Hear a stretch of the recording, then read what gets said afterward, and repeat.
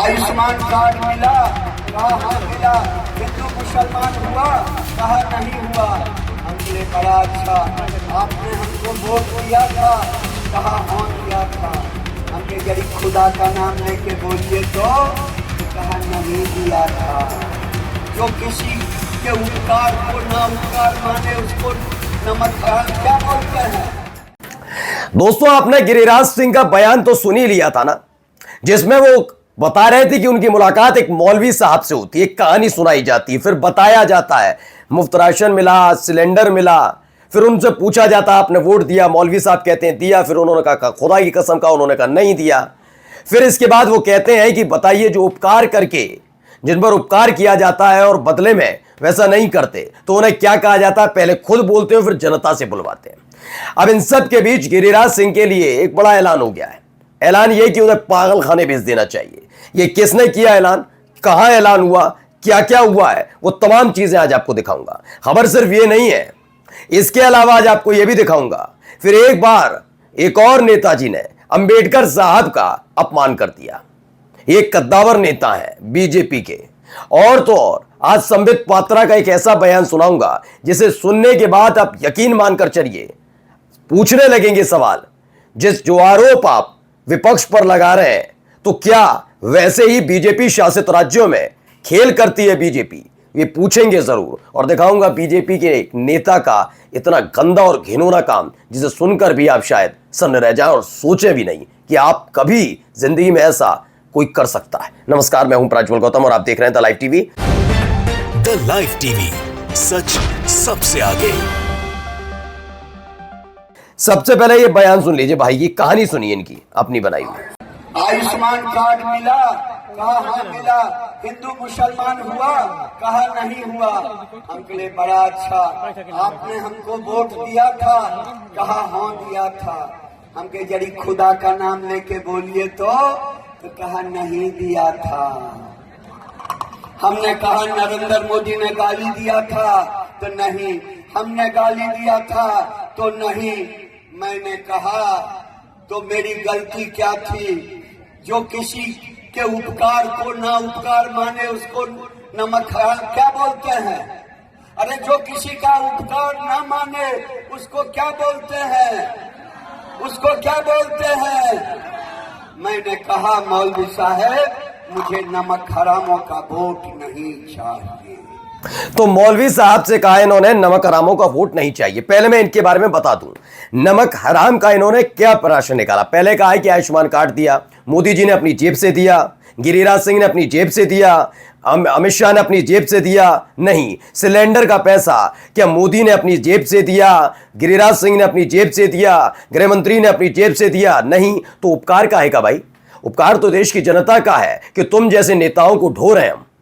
हाँ, पूरी जिम्मेदारी के साथ बोलता हूं, ये इस देश की जनता है, इस देश की टैक्स पेयर के पैसे पर सरकार चलती नहीं है, आजकल पलती भी है।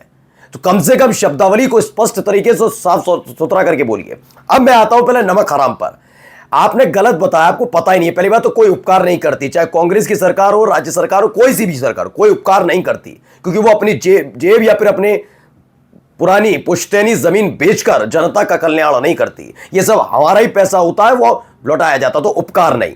ठीक है ना। अब बात आई नमक हराम पर, तो जरा इसका विश्लेषण मैं भी आपके सामने कर देता हूं। ये कौन से मिनिस्टर है मालूम आपको? Textile minister. अभी हाल ही में ट्रंप ने जब टैरिफ वाला खेल किया था ना, टेक्सटाइल पर जो क्षेत्र होता है उस पर भारी भरकम नुकसान हुआ था, उसका बहुत हालत खराब हुई थी। क्या कभी इनके चेहरे पर, मोहरे पर चिंता जताई देखी हुई? क्या कभी आपने टेक्सटाइल को लेकर इनकी तरफ से कोई बयान आते देखा? कभी आपने सुना या देखा कि इन्होंने एक बहुत बड़ी योजना टेक्सटाइल के लिए चला दी? नहीं। हलाल झटका, अफगानिस्तान, पाकिस्तान, मुसलमान, ये मौलवी, नमक हराम, यही काम जानते हैं। तो जो इंसान, गिरिराज सिंह जी, जिसको जो काम दिया जाता है, जैसे किसी की एक जॉब है, वो सैलरी तो उठाए, उसके जो पक्ष कहते हैं हमारे यहां, लेकिन जो सुविधाएं उसके तहत मिलती हैं वो तो उठाए, लेकिन वो काम ना करे, उसके उल्टा दूसरे काम में लग जाए, तो इसे कहते हैं बहुत कुछ। और इसे क्या कहते हैं मुझे समझाने की जरूरत नहीं है। तो आप जिनको नमक हराम बता रहे हैं वो तो नहीं है, क्योंकि इस देश के टैक्स पेयर का पैसा जनता को दिया जाता है सरकार के थ्रू, तो जेब से सरकार नहीं देती है। तो कोई उपकार नहीं कर रहा, कोई उपकार नहीं कर रहा, कोई आप भी कोई उपकार नहीं कर रहे हैं। बस आप जैसे नेताओं को हम जैसी जनता ढो रही है, जो हमेशा गंदी और ऐसी ही शब्दावली का इस्तेमाल करते। तो लेकिन अब इनके लिए क्या कहा जा रहा है, जरा सुनिए क्या कह रहे हैं। गिरिराज सिंह जी का दिमाग खराब हो गया है। सिर्फ हिंदू मुसलमान उन्हें करना है, सिर्फ मस्जिदों के नीचे मंदिर खोजने हैं, मजारों पर झंडे लहराने हैं। गिरिराज सिंह जी को कोई भी कायदे का काम नहीं करना। अगर उनका मानसिक संतुलन असंतुलित है तो आए, उत्तर प्रदेश में भाजपा का ही शासन है, आगरा के मानसिक चिकित्सालय में उनका इलाज होना चाहिए। हमेशा वो विजय की बात करते रहते हैं। अब देखिए, बिल्कुल इन्होंने कहा कि आगरा में बना हुआ है मानसिक चिकित्सालय, वहां पर इलाज करा लें। चलिए अगली खबर। अगर संविधान के आधार पर शासन करने वाला कोई प्रधानमंत्री होता तो अभी तक गिरिराज सिंह को मंत्रिमंडल से बर्खास्त कर चुका होता, डॉक्टर मुकेश कुमार कहते हैं। अगर मोदी की नीति सचमुच में सबका साथ सबका विकास की होती तो उन्होंने जो शब्दावली का इस्तेमाल किया, नेता को गिरफ्तार किया जा चुका होता। अगर इस देश का चुनाव आयोग सत्ता का गुलाम ना होता तो गिरिराज सिंह को प्रचार के लिए प्रतिबंधित कर दिया जाता। लेकिन क्या ये सब कुछ हुआ है, ये सवाल पूछा गया है। आइए एक और खबर दिखाता हूं, जरा इनको भी सुनिए क्या कह रहे हैं। किसी एक व्यक्ति ने संविधान नहीं लिखा। संविधान की एक कमेटी थी, उस कमेटी के प्रमुख जो थे, वो चेयरमैन थे, वो डॉक्टर भीमराव अम्बेडकर थे। लिखने वालों का तो लंबा एक इतिहास है और कोई एक दिन में लिखा गया ऐसा नहीं है। आखिर बहुत से देशों के संविधान का उसमें अध्ययन किया गया और हमारे यहाँ भी जो अंग्रेज सरकार के जो उस समय के पहलू थे, उसमें जो ठीक थे वो उसमें डाले गए। तो यही है कि एक ने नहीं लिखा, ये नहीं किया, सारे ज्ञान इन्होंने दे दिए, सारे ज्ञान सब कुछ। हाँ, जो जितनी सर्जिकल स्ट्राइक हुई मोदी जी ने जाकर की है, ये इनको पता होगा, ये सारी कहानी। अब सोचिए, ये कह रहे एक ने नहीं लिखा तो मोदी जी ने जाकर स्ट्राइक की थी, जिसके नाम पर वो वोट मांगते रहे। अब आए हैं संबित पात्रा जी का बयान है। बयान चूंकि एनआई का है, लेकिन मैं पढ़कर बता दूं जो संबित पात्रा ने खुद लिखा। बंगाल में बीएलओ महासचिव स्वपन मंडल ने खुलासा किया कि ममता बनर्जी और टीएमसी ने बंगाल में सुनियोजित तरीके से वोट लूटकर चुनाव जीते। ओके। उन्होंने कहा कि विरोधी मतदाताओं को घर से निकलने नहीं दिया जाता। ओके। ईवीएम पर बाकी पार्टियों के बटन काले टेप से ढक दिए जाते हैं। ओके। प्रॉक्सी वोटिंग के लिए अवैध प्रवासियों और मृत लोगों के नाम का इस्तेमाल किया जाता है। ओके। डायमंड हार्बर में 7 लाख वोट का अंतर इसी धोखाधड़ी का परिणाम है। कितना अच्छी बात बताई। हमने लोकसभा चुनाव के दौरान बीजेपी के कार्यकर्ताओं को एक ही बार में वोट कास्ट करते हुए देखा था ना, उनके परिवार वालों को, उन सबको देखा था, याद है ना। यानी कि अगर ममता बनर्जी, मैं मान भी लेता हूं उनका बात, संबित पात्रा झूठ नहीं बोलते, यानी जो काम टीएमसी पश्चिम बंगाल में कर रही है वही काम बीजेपी ने महाराष्ट्र में भी किया, वही काम हरियाणा में किया, वही काम उत्तर प्रदेश में किया। ये काम आपने ही किया ना, और वही काम दिल्ली में किया, क्योंकि मशीनरी भी दिल्ली की आप ही के हाथ में थी। ये आपने किया ना, खुद पोल खोलने आ गए कि हाँ भाई ऐसे ऐसे हो सकता है। अब जब कह रहे हैं तो भैया मैं तो बिल्कुल मानता हूं कि हो सकता है। संबित पात्रा झूठ नहीं बोलते कभी। आइए, पूर्व केंद्रीय मंत्री हैं आरके सिंह, उन्होंने मोर्चा खोल दिया एनडीए के खिलाफ, कई सवाल पूछे हैं।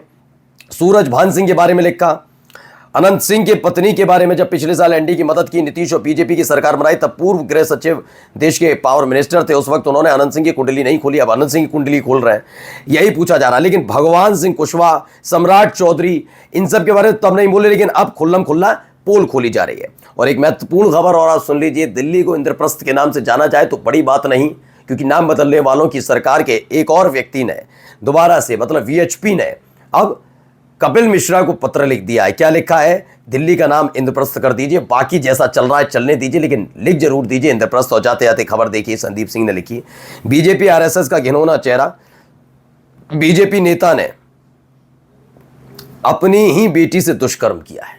कहां पर? मध्य प्रदेश के पन्ना में ये आरएसएस और बीजेपी का घिनौना रूप सामने आया। आरोप है कि एक आरएसएस कार्यकर्ता और बीजेपी नेता सतीश मिश्रा ने अपनी ही बेटी का दुष्कर्म किया। नमस्कार।